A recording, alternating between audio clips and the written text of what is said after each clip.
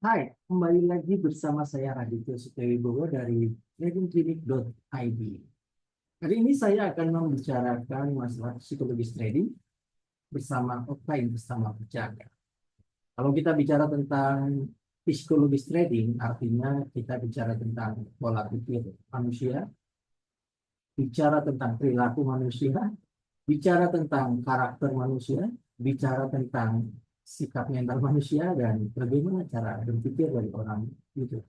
Nah, kita akan coba kaitkan lima karakter ini, lima hal ini terhadap bagaimana pengaruhnya terhadap cara kita melakukan transaksi di pasar uang, di bursa saham, dan di pasar komoditas.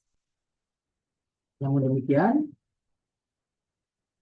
jangan lupa untuk disclaimer-nya ya.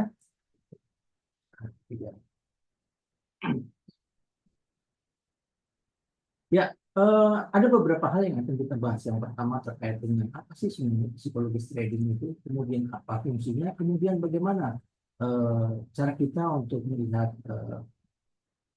mengendalikan psikologis itu sendiri dalam aplikasinya terhadap transaksi di pasar uang maupun di pasar komoditas. Nah, psikologis trading adalah satu kondisi di mana kondisi keadaan mental kita berpengaruh terhadap bagaimana kita menjalankan satu sistem transaksi yang ada di pasar uang maupun di pasar komoditas. Sementara fungsi dari psikologis trading sendiri adalah sebagai fungsi untuk melakukan satu fungsi kontrol emosi di tengah pergerakan pasar yang terjadi pada saat kita melakukan transaksi. Itu fungsi dari psikologis trading. Nah, kita langsung aja masuk ke materi ini. Jadi ada beberapa hal yang kita akan bahas terkait dengan psikologis trading.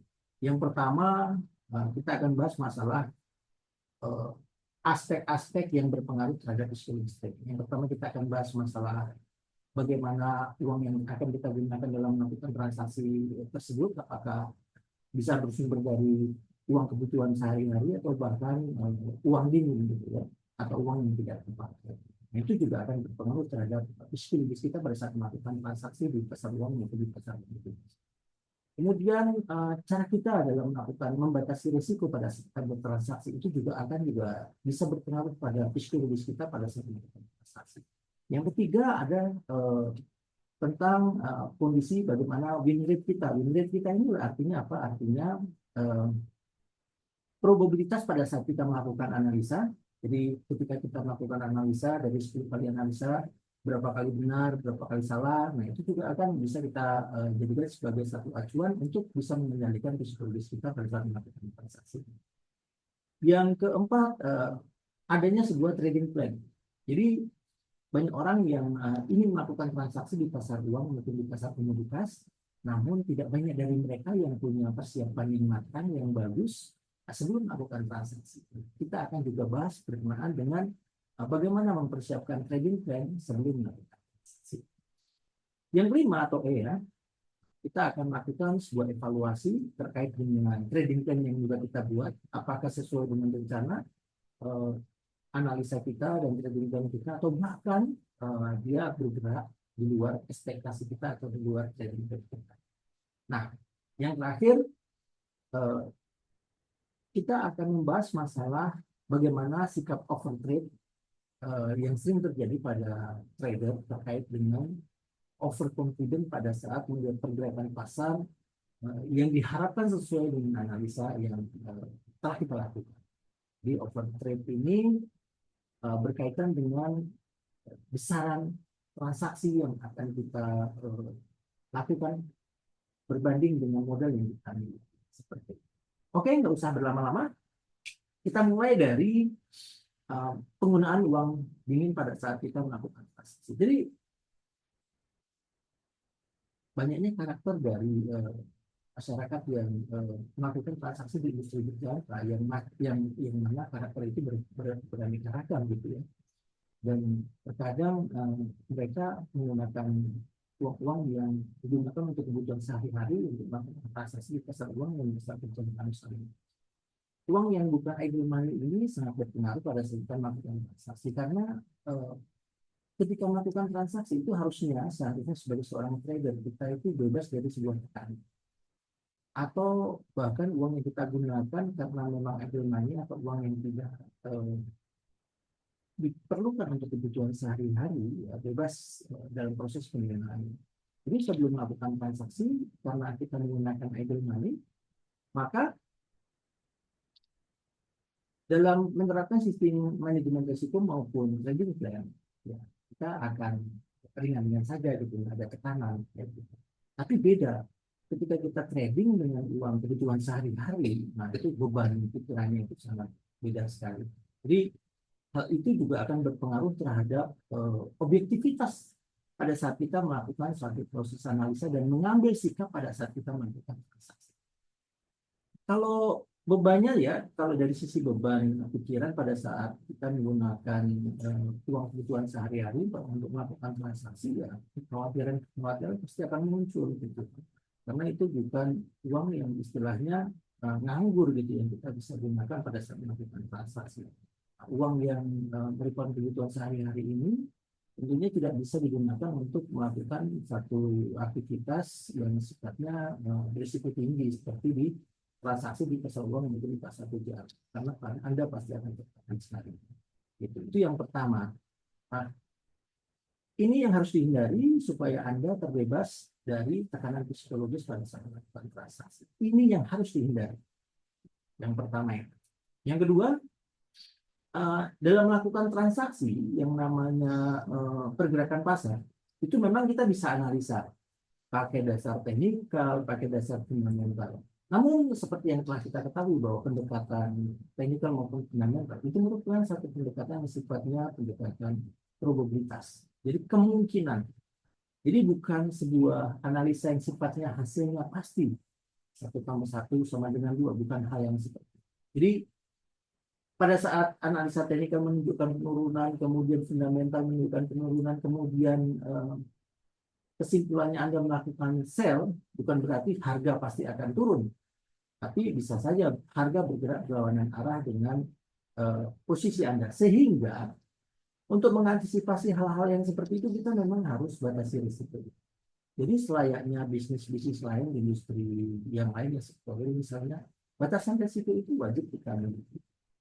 Sehingga batasan risiko itu akan menjauhkan kita dari kerugian yang semakin besar. Jadi kalau misalnya analisa kita turun, kita lakukan aksi jual, ternyata harga tidak sesuai dengan prediksi kita atau di luar trading plan kita, maka risiko kita tetap akan terbatas. Seperti itu. Nah, kalau kita tidak membatasi risiko tersebut, bagus kalau pergerakan pasar, misalnya kita jual, pergerakan pasar naiknya risiko sementara, kemudian harga jatuh lagi.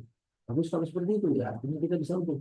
Tapi kalau ternyata harga terus mengalami kenaikan dan berlawanan arah dengan posisi kita, maka itu akan menggerus modal kita. Nah, itu akan menghancurkan confidence kita pada saat melakukan analisa dan yang terima. Seperti itu. Oleh sebab itu, langkah kedua untuk menghindari hancurnya atau rusaknya psikologis pada saat melakukan transaksi harus dengan batasan risiko tentunya. Nah, selanjutnya yaitu adalah posisi win rate kita.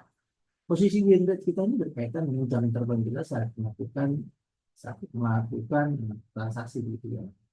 Jadi pengalaman kita di industri berjangka itu akan membuat kita semakin dewasa dalam melakukan transaksi, semakin paham bagaimana mengendalikan risiko, kemudian semakin mengerti bagaimana bersikap terhadap kondisi pergerakan pasar seperti itu. Nah, dengan memahami kondisi-kondisi dari sisi dasar analisa teknikal, fundamental, kemudian psikologis pasarnya, gitu ya, diharapkan Anda paham terhadap karakter Anda. Jadi kalau misalnya dalam melakukan analisa, dalam 10 kali transaksi, probabilitas atau kemungkinan benarnya analisa saya berapa kali nih?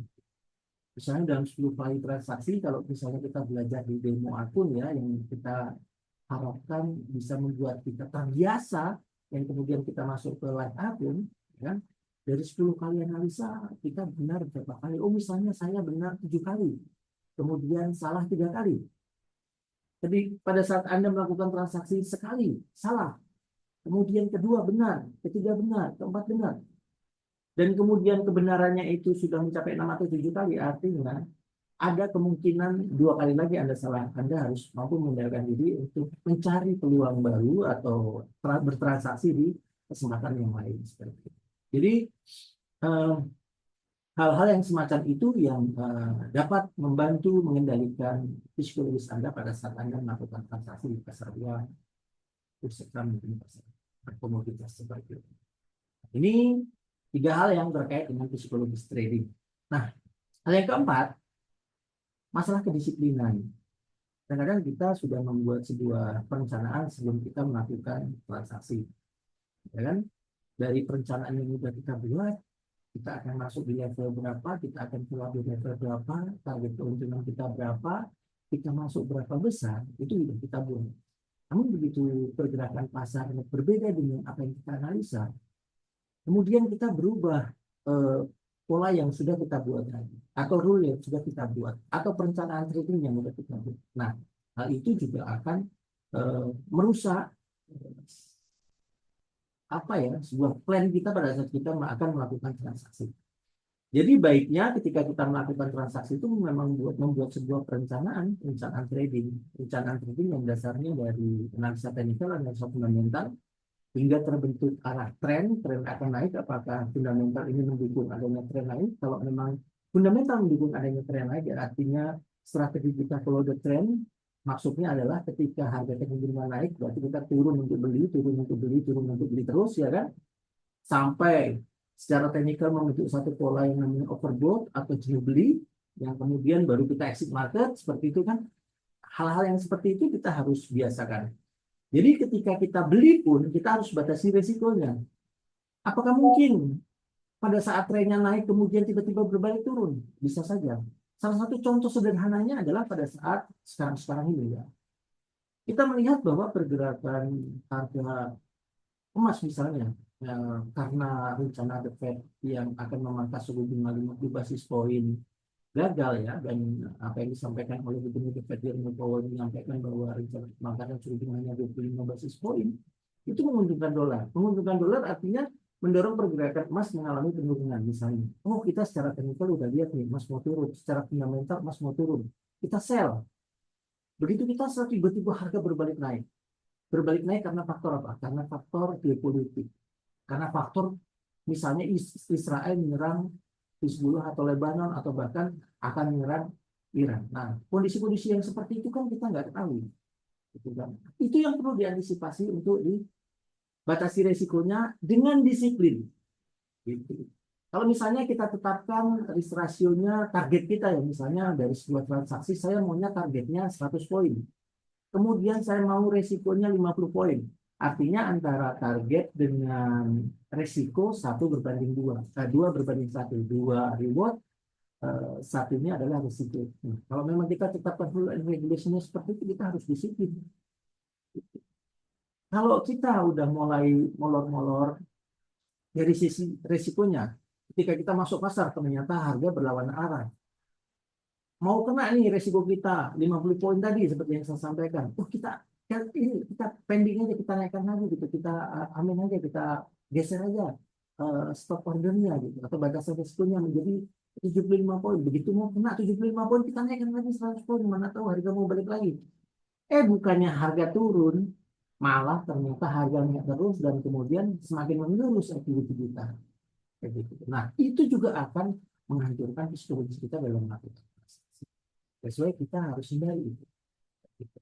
Nah, kemudian terkait dengan selain dari masalah kedisiplinan tadi, kita akan bicara tentang masalah evaluasi trading pada saat kita melakukan transaksi. Jadi terkadang jadi gini, kita sudah membuat sebuah perencanaan yang matang berdasarkan teknikal fundamental. Ternyata terkadang ya, apa yang sudah kita rencanakan ternyata tidak tereksekusi dengan baik.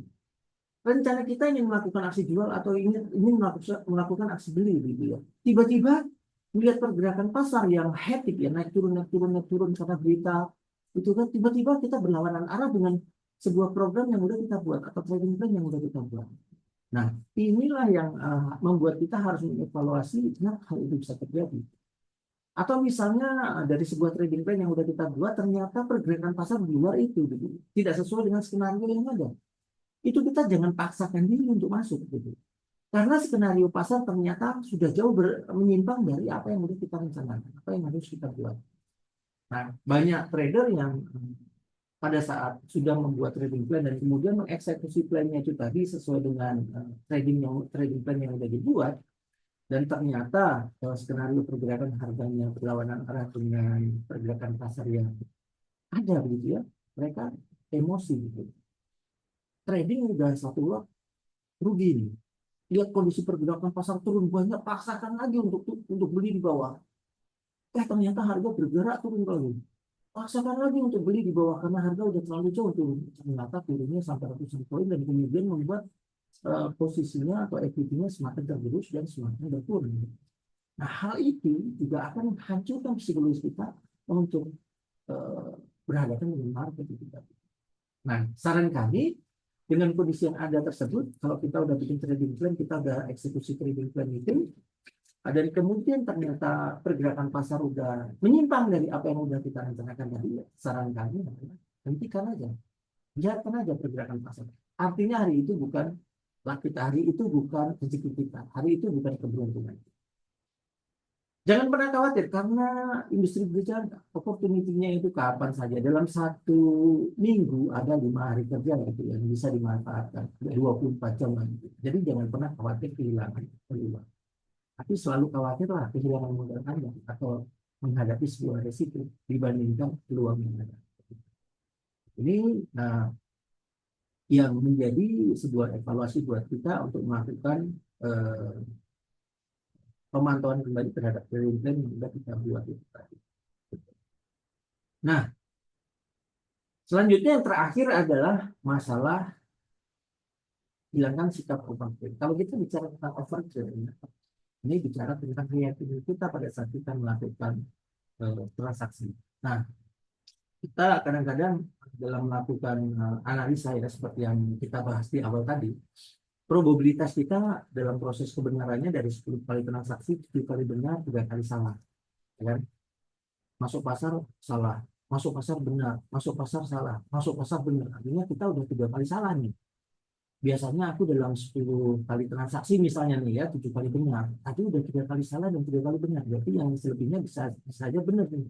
Coba nih lotnya kita gedein. Mana tahu dengan transaksi lot yang lebih gede, hasilnya kan juga lebih gede. Nah, itu juga akan berbahaya terhadap mental kita pada saat kita melakukan transaksi. Bukan hanya terhadap mental kita, tapi terhadap modal kita juga.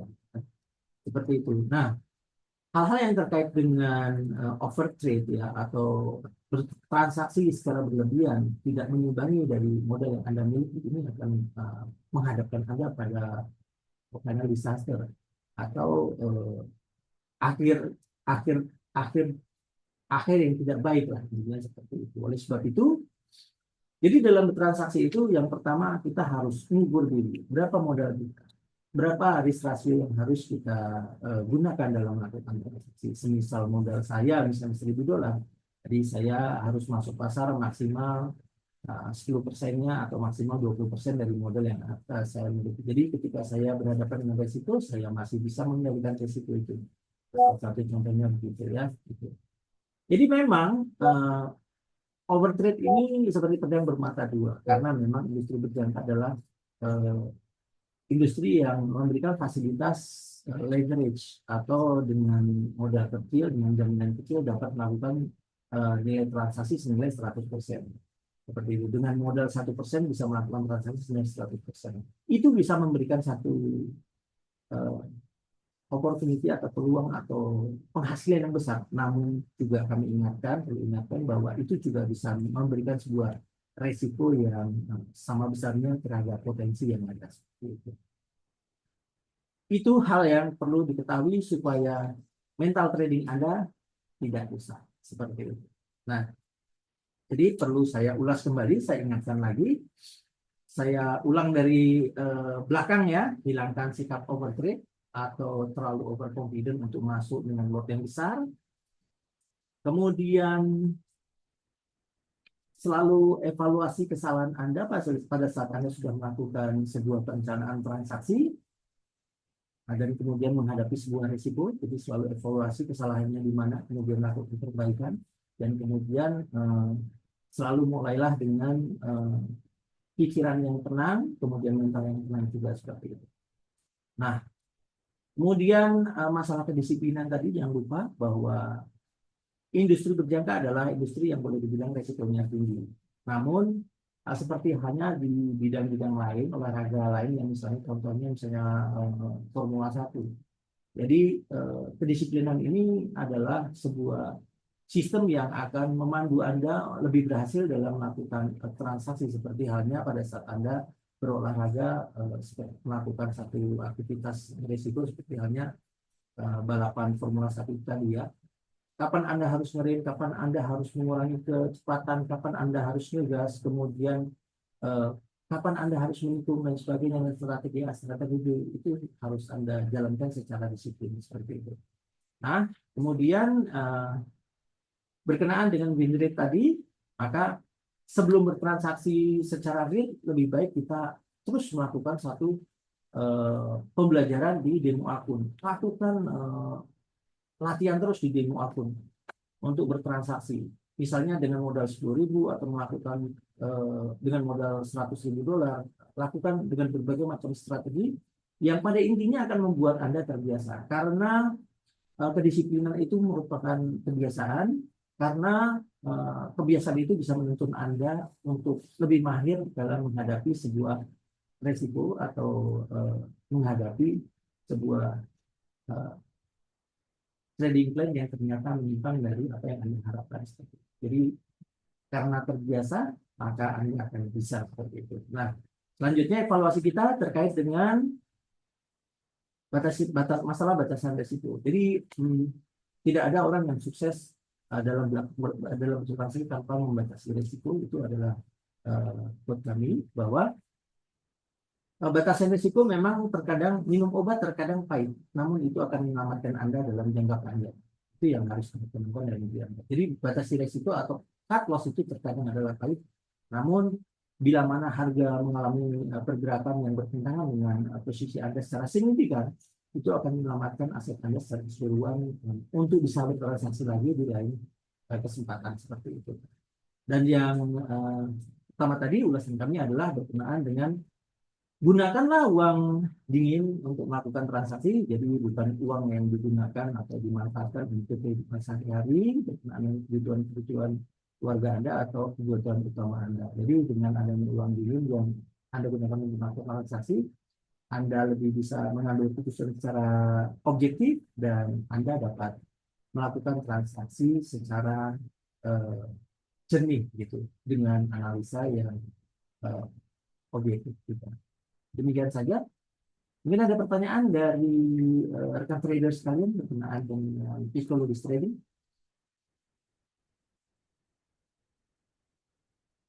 Ini saatnya Profesor Aswad. Saya kasih kesempatan dalam 1 menit. Mungkin masih coba untuk nanti.